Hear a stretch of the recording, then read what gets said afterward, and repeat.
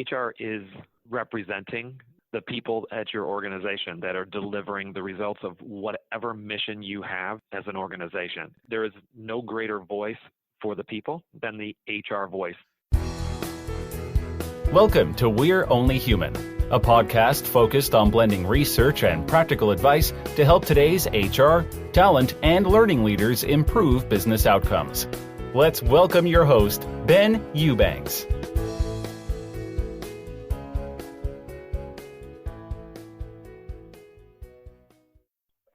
We hear so much about large employers, right? Enterprise firms, these global corporations. And one of the things that surprises me when I dig into the data is that over 99% of employers in the US have fewer than 1,000 employees. I'll say it again, more than 99% of the companies that exist in the US have fewer than 1,000 people in them. And we don't often hear about that segment of the market, even though obviously there's a lot of them. And so today we're going to dig really deep into this seemingly silent majority with someone who serves a heck of a lot of them. I'd like to welcome Tom Hammond from Paychex to the show. Welcome, Tom. Thanks, Ben. It's great to be with you today.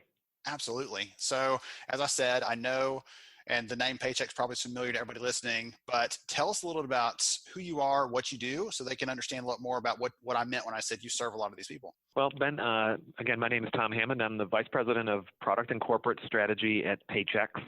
And Paychex is an HR and payroll outsourcing organization, most known for payroll over the years, but we have become so much more over the last several years, serving about 670,000 small to medium-sized businesses with a target of 1 to 1,000 employees, so the exact target audience that you just alluded to. And what we bring is an array of products and services across the HR spectrum, from recruiting and applicant tracking to paperless onboarding to time and attendance, payroll, to retirement services and insurance-related products, all the way up to the granddaddy of them all, which is our administrative services and our professional employer organization, which is really a compilation of all the products and services that Paychex brings to market. Our goal is very simple. It's to take complicated HR processes and make them simple, so business owners, entrepreneurs, and HR professionals can focus on what matters most to them, which is driving and growing their business. And we're really proud of that. You very well should be. That's a lot of customers and a lot of people to keep happy. But it certainly is. We do our best. We do our best every day. I know. Like, again, that was fun for me doing the study. Is you and I talked about this before the research ever started, which seems like 100 years ago now, but it was just last year. It seems like forever ago, but I actually worked for companies that were in this size when I was working in HR years ago. You know, everything from 20 employees up to 600 employees. I had the role of working in HR in those companies, and so I saw their kind of unique, spins on things and everything else. So that's why I was so pumped about it. So let me tell everybody else a little bit about the research that we dug into, and then share some different findings and get some of your commentary on them, because I'd love to hear your take on some of the things we found. So sounds great, Ben. For everybody else, we did a study, this research study, where we surveyed 1,000 employers that had 1,000 or fewer people. So the company's right in this sweet spot of 1 to 1,000 we're talking about here, 1,000 employers. And then we did 50 executive interviews to kind of get some qualitative information, dig into the conversations, understand what triggers them to hire HR staff, what triggers them to outsource different things, what about when they buy technology, what are they buying it for? So we want to understand some of those kinds of things. And we found some really interesting findings in that research, that digging. For instance, one of the things that surprised me is there's a general sense in the market that smaller companies don't have any HR technology at all, but the study proved that to be completely wrong. By the time employers reach 800 staff, virtually all of them have something in place in terms of technology. But what's also interesting is that there's a rapid spike as employers reach about 100 employees. A lot of them kind of jump in terms of adopting technology. And I'm kind of curious what you see. Again, you said you serve 670,000 companies, so you've got a lot of insight there. What do you see in your own customer base, Tom? Are there small companies leveraging this tech? And if so, why? Yeah, Ben, I can clearly say with confidence that technology, in my 30 years in the industry, the emergence of HR technology has clearly gone down market. So I would say as I entered this industry back in the early 90s, technology was nowhere near what it is today. The availability of technology, the affordability of technology was nowhere near what we have today in the marketplace. But today, inside of our base of clients, we see an array of businesses, from manufacturing to mom and pop to professional services, retail, etc. One thing I can say is that no business is identical, but technology is emergent in every business that we interface with. And I really think that that's driven by a couple of key points. First, there's an expectation of employees and HR functionaries that consumer grade user experience, that mobile experience, is going to be available in the business world just as it is for us as consumers, that you're going to be able to go in with a simplistic user experience, have access to your data, and do things for either your employee record or for the employees that you are employing, to make changes to data and to simplify processes that used to be very paper-based or manual. That is an absolute expectation in the market. We see within our suite of products, whether it's our recruiting application, which could be as simple as connecting a business with the leading job boards and giving them the ability to look for candidates, and then seamlessly bring them into our Flex technology through an onboarding process that's completely digital, to our time and attendance applications, our benefits technology, even our retirement services offerings for establishing access to a retirement plan, maintaining the funds that are available, the fund options that you can pick as an employee, and then your deferral percentages. The expectation is that you're going to have a suite of products driven by technology with a consumer-grade user experience that will provide efficiency for the employee and effectiveness for the organization, so that they can focus on what matters to them, running their business. Clearly, this continues to move down market. And as I said, no two businesses are alike, but their desire and expectation for efficiency and effectiveness is shared across them, no matter whether they have one or several hundred or thousand employees. One of the other things that occurred to me as you were sharing that is one of the conversations that we had during our interview process was talk to the head of HR for a company, a biotech firm. They were just about to break 20 employees, and she was so excited for their 20th person to be starting that week. I just remember that vividly in my head. And she said, hey, I'm the dedicated HR manager. We already have HR technology in place. We've got, recruiting tools, we've got learning tools, we've got these things in place already. And we're already thinking about our second HR hire at this certain trigger point, this certain milestone. And one of the things that occurred to me as you were sharing that a minute ago is, do you think that today's HR leaders are more strategic? Because I know we've talked about that for a long time, wanting to be more aligned with the business, everything else. And I wonder if that might be why some of these firms at the smaller end are starting to get more bold about adopting technology. I think so, 100%, Ben. And I don't want to shortchange the fact that HR leaders in the past, or folks that have 30 or 40 years of experience, weren't strategic. I think what's happened is that when I think of HR and what's happening in HR, it has become such a complicated array of activities that are now underneath the HR umbrella. And I'll just think about Paychex as an organization, as an employee of Paychex, and my partner that leads HR here for Paychex. She's responsible for so much, from ensuring that we remain compliant as an organization. And that's clearly been something that HR professionals have had under their umbrella for years, but it's become so much more. That talent management, and it's not about just getting candidates, it's getting the right candidates in here. And then it becomes, how do I make sure that their engagement starts through the talent management process? And then how do I keep them engaged so that everyone's rowing the boat in the same direction? That's all under the direction of the HR professionals that we're talking to right now. HR has clearly a strategic function. I think that it has emerged as a stronger function because I think the technology has allowed HR professionals to get data, and those HR professionals have turned that data into insights that are helping organizations thrive. And where in the past that may have been more of an accounting function with dollars and cents, HR is now coming to the table with, hey, what does turnover look like in particular geographies? What's the cost of that open turnover? How does my competitive benefits package compare to others in similar industries or in similar geographies? Is that having an impact on engagement or business results? There's so much power in the technology and the data that's available today in a unified HCM platform, and having a really skilled HR professional at the top of that device actually gleaning all of the insights from the data that's available is really, to me, what is allowing the HR professionals to actually showcase the strategic value that I think they've always had. We're just giving them more tools to make that a reality. I love that. I love it.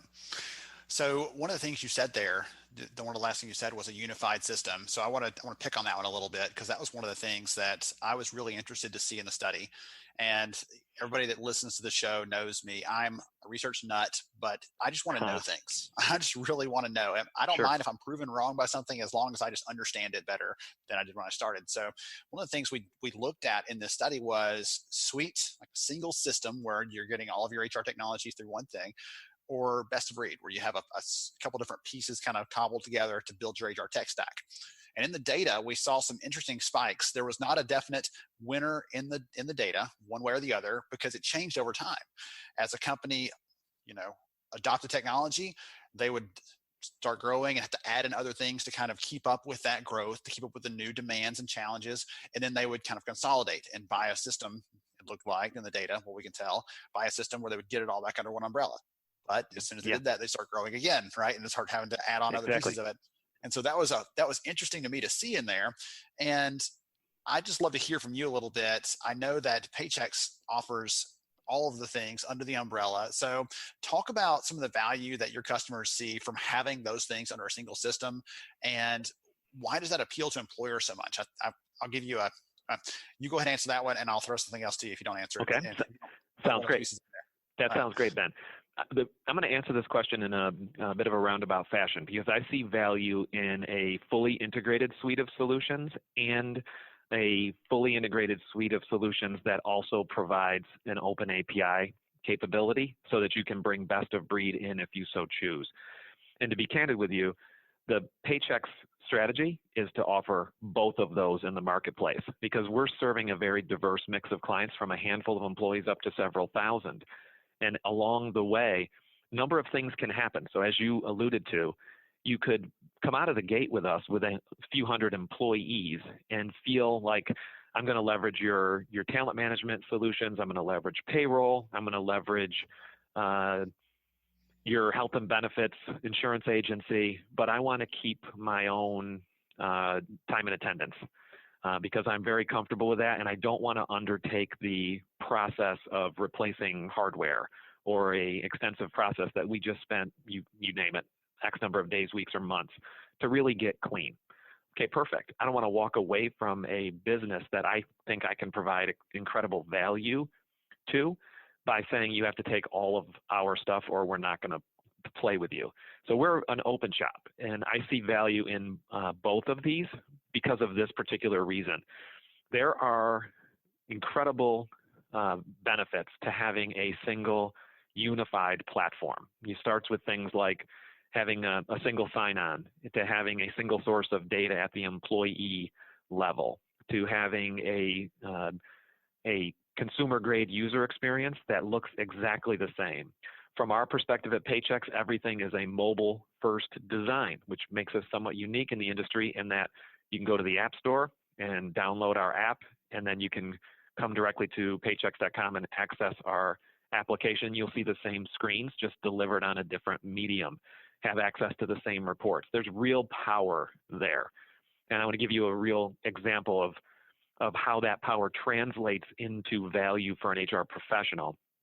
We recently redid our user experience for both health and benefits and retirement, and it's completely unified. It's now refreshed. It really is a clean, sharp user experience. When we did so, it became very easy for employees to enroll in their company's 401k plan directly from our mobile application, and we saw a considerable spike in participants across our customer base once we introduced our new technology.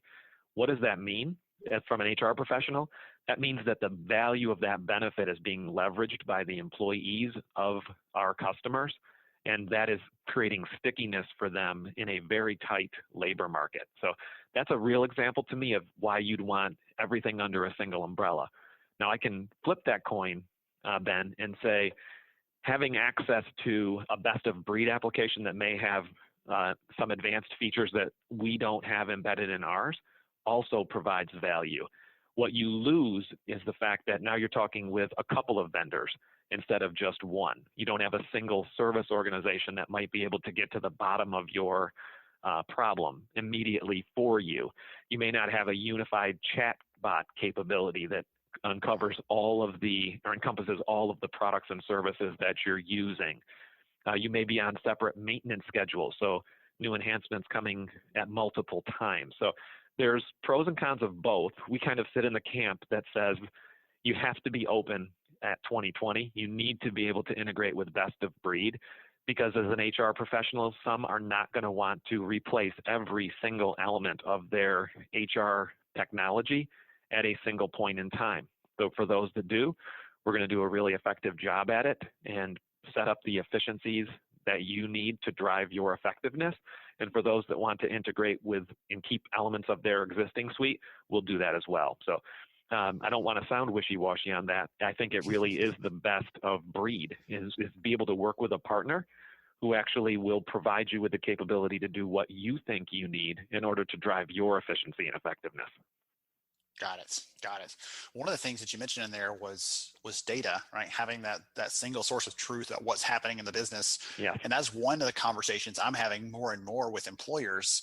And I don't know, again, it reinforces that idea I had a little bit ago that maybe not to say that they weren't strategic in the past, but that now their business partners in the organization are demanding more evidence, more data, more metrics to support their decisions, support the direction of where the business should go. Mm-hmm. And I always tell HR leaders, accounting is sitting over there right now, examining financial data, digging for insights, looking for trends. We should be doing the same thing with people data. We should be looking at it with the same level of rigor. We shouldn't expect to just push a button, run a single report, and just hand that to the CEO and walk away thinking our job is done. It has to be more in-depth, more demanding, more supportive than that. I agree, Ben. And you can come up with so many just very simplistic examples. Like we have a very rich time and attendance solution, and it has advanced analytics in it that really provide insights for functional leaders on when you're having overtime expense in particular areas of your business based on your time data that's being captured on a minute-by-minute basis. And to think about the fact that, hey, look, there's some comparative analytics that is telling an HR functionary or a business line manager that look at the overtime expense that you have. You have now reached the place where you would be more advantageous to hire a new employee than to continue to push your staff at the rates that you're pushing them. Now, again, that's only as good as the long-term plan that function has. So if this is a short-term set of overtime to meet a critical demand, then that's just a piece of data. But if it's a trend that's continuing, think about the impact if you don't do anything with that trend. You can quickly burn your staff out with excess overtime versus having a much more cost-effective structured dialogue. And to be able to pull the data right out of your HR system and have a discussion that you know is eventually going to make its way into the CEO in some cases, or the finance organization to gather their support for a new headcount, really, really key. So that's a great example from me of just leveraging data, but to me, it can't be just data. Data needs to turn into insights. And that's where the power of human and technology come together to really drive a business result. Yes, absolutely. You got to tell the story with the data. That's right. Otherwise, it's just a bunch of numbers. That's right. All right. So you alluded to this piece of the human side of it. And I want to shift gears a little bit and talk about that piece of it, because that was one of the things we also looked at in this study, is not just when companies adopt HR technology, but also when they start to hire HR staff and how many staff they hire and things like that. And if you do a quick Google search, you'll see all kinds of numbers, but a couple of the things that I kept running across both in conversations, exploratory before we started, as well as just some searching here and there, some validation for this, was when a company hits 50 employees, they need to hire someone in HR. And the average or the normal ratio that we often see thrown around is like one HR person to 100 employees. And so I was curious if those things were going to be backed up by the research, proven out, or if they were going to be something very different. And what he actually found is that about 60% of firms with 19 or fewer employees, so majority of companies that have less than 20 people in them, already have an HR person on staff working for them. And that surprised me to see them starting even that early. But the even more interesting thing, I believe, that we found, again, data nut, is when we looked at the data through the lens of a high performer. So a company that had better revenue and better retention and better employee engagement than their peers, the companies that were high performing had even higher numbers of HR professionals on staff than their lower performing peers. And there's not a right or wrong answer here, but I'd love for you to take a guess, an educated guess, hypothesis, what have you, about why you think that is. Why would a company that is higher performing have more HR staff on hand? Well, I think to me, it boils right down to, when I think of HR is representing the people at your organization that are delivering the results of whatever mission you have as an organization. And there is no greater voice for the people than the HR voice that sits at the table. Again, I'll take it back to Paychex. We have a wonderful leader of HR here at Paychex. Her name is Lori Zuka, and her team are all aligned around what does it mean to the employee. They're constantly looking through every obstacle, compliance, every task or activity that we're asking the staff at Paychex to complete through the lens of an employee, but through the lens of every employee, so that their messages are clear, they're consistent, so that the mission, the vision, the values, the guiding behaviors of the organization are clear, and that they're documented in a way that there's never any question about what are we doing and why are we doing it. So to me, I'm not surprised one drop that the most high-performing organizations are the ones that have that higher HR to employee ratio. I think that's a really powerful statistic. I think it brings true to me in many different forms. And what's interesting to me is we can see that across the Paychex customer base as well. When you look at businesses that are growing and how they're actually growing and the staff makeups. I mean, we have insights into the types of personnel that we're paying. We're paying 11 to 12 million people per year. We pay 1 in 12 private sector employees in the United States. So we've got access to a lot of data that we turn into insights. And I think what you just described, Ben, is completely backed up by the customers that we are serving on an ongoing basis. Interesting. The quotable quote for the day, there's no greater voice of the people than HR. That's right. I love that. Oh, goodness. And I would agree for sure that, goodness, I'm fumbling a little bit because there's such an emotional story that I heard the other day from a friend that I actually posted about on LinkedIn because the story hit me so hard. You said there's no greater voice for the people than HR. And the other day, a friend had been let go without warning, retired, quote unquote, even though he had been discouraged from taking his early retirement just 6 months before. And then one day he walked in and HR's there saying, okay, thank you and goodbye. And they walked him out of the building like he had been fired for stealing or something else, offensive. Mm-hmm. And I posted that story a week ago. It's been seen 20,000 times already. Wow. And all the people on there are saying the same things you're saying today. HR is there to advocate for the people. HR is there in the right case, to be that advocate for the people and to be the bridge between what they need and what the business needs to get done. Trying to help the business be more humane, but at the same time, helping to encourage and get the best out of the people because they know those resources, that talent better than anyone else. That's right. And so that stuck with me so hard. And you said that there's no greater voice, no greater advocate than HR for the people. I think that's something that all of us need to remember that one as we're going about our day. Yeah. And I think if we asked 10 HR professionals, I think that's probably in its own way would roll off the tongue of every one of those 10 for 10 or 100 for 100, no matter how many we asked. I think about the uniqueness of Paychex. We are an organization that's in HR outsourcing, and I have my own HR business partner who helps me day in and day out look at my own staff for product and corporate strategy and align my mission, my goals, my strategies, my guiding behaviors to ensure that what we're representing is coming through in the software and the products that we produce, to truly be looking at everything that we do through the lens of both our clients and the employees that we serve. So I think that's dead on, Ben. Dead on. Excellent. All right, I got one more question for you. One of the things that I thought, not everyone, but almost every study I run, there's a question in there that people just don't quite get, they don't quite understand. And one of the questions that we ran across in this study, that there was a little bit of a knowledge gap there, and I'm hoping you can fill it for us. In the study, we found a little bit of a gap between people that understood what a PEO is and how it works, especially at the lower end of the market. Right? They weren't sure, what a PEO actually does. They didn't know if they had one or not. And if you've got one, you would know that. Yes. So give us a little bit of insight for the people listening that aren't sure, or they've heard of PEO, but they're not sure what it is. Tell us a little about what a PEO is and what it does, please. Okay. So a PEO stands for a professional employer organization.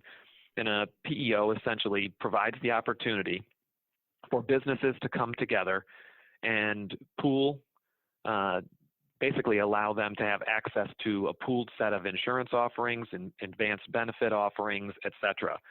In a PEO, in its most technical form, you have a co-employment relationship. So Paychex is a PEO. We offer a PEO offering, the Paychex PEO.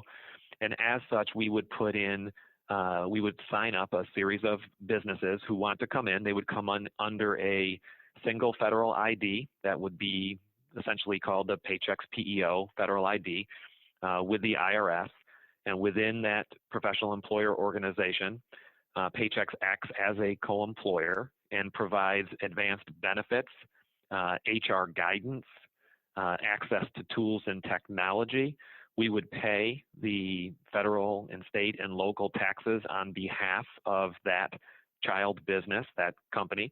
The business owner retains all of the responsibilities for managing the day-to-day activities of their team, directing them on the mission and vision and goals. But the PEO kind of comes over as an overarching umbrella, providing opportunities for a series of savings by having a series of pooled businesses. So when you pool hundreds of thousands of businesses together, you can actually negotiate stronger deals with insurance carriers in some aspects. When you have a single ID, you can manage state unemployment at a more appropriate level, where there's opportunities for folks who are paying at a higher rate to potentially get a lower rate and be blended with many companies together. Workers' compensation is another opportunity inside of that PEO. And then what is unique about Paychex in our PEO is that we offer a human resource generalist, an HRG. These are our SHRM certified HR professionals, of which we have about 600 of them on staff, that have an average of about 7 years of experience, and they're forming a one-to-one relationship either with the existing HR staff at the companies that we serve within our PEO, or we serve as the HR staff on behalf of some smaller firms. And what that provides is an HR professional who helps the business leader or that HR team augment activities and functions.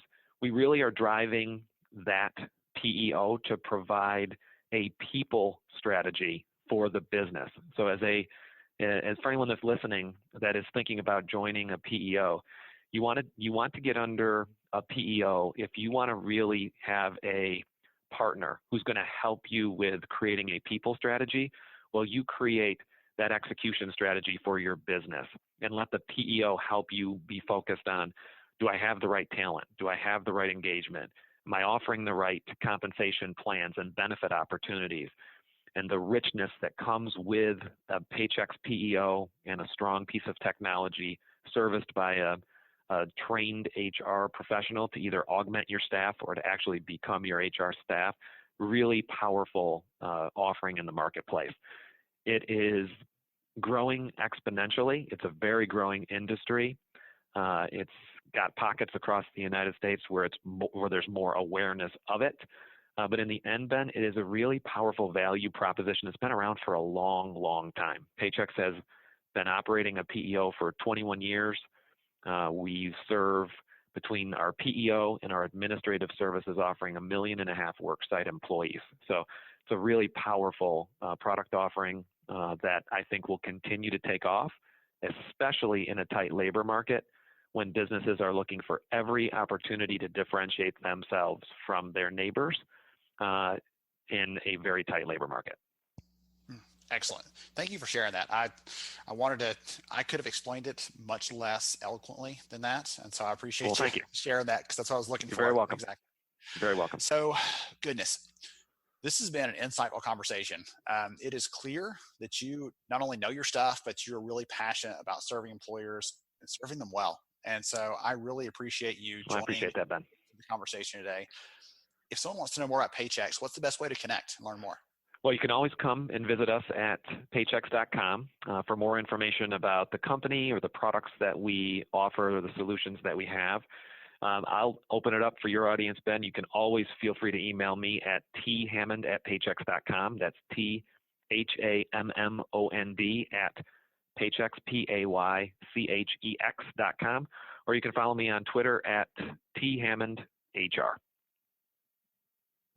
Awesome. That is wonderful. I'll make sure and get the links in the show notes so everybody can reach out, can connect, can That'd learn be great. more Thanks, about Ben.